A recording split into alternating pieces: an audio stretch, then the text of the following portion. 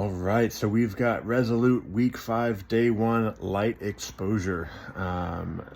This one has gotten some traction recently, especially with Dr. Andrew Huberman talks about it quite a bit in his stuff.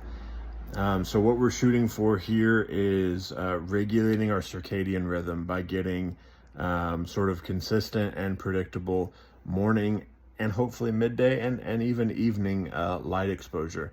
We're moving into winter here, at least when I'm filming this. We're almost to November. So light is going to be in limited supply, especially with like sun going down earlier and things like that. So that first morning sunlight can be really helpful, especially for those of us who struggle with some seasonal affective disorder. That's largely related to circadian rhythms getting off. So if we can kind of re-engage our circadian rhythms by getting that morning light exposure, we'll see a lot of reduction in symptoms there.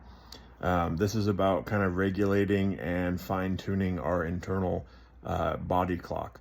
So what we're hoping for is to get at least 10 to 15 minutes of sunlight exposure within the first hour of waking up. That doesn't have to be direct. It can be next to a window. It can be through a car window. It can be anything along those lines. Huberman suggests even like not wearing sunglasses in the morning, not staring directly at the sun, obviously, but just really making sure that we get a consistent and predictable exposure to some sunlight. Midday, if we can get a little midday around lunch, go for a quick walk, something like that. And then evening, especially watching the sun set can be really helpful. It literally connects with our circadian rhythm that the sun is setting, like our body is aware of that.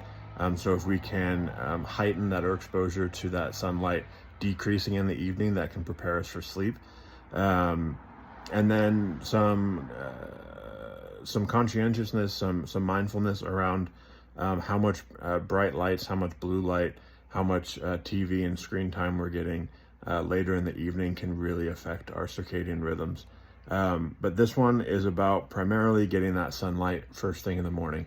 It's a wonderful way to start your day. Yeah, I think you'll notice some like moderate but really important changes as you practice this one. All right.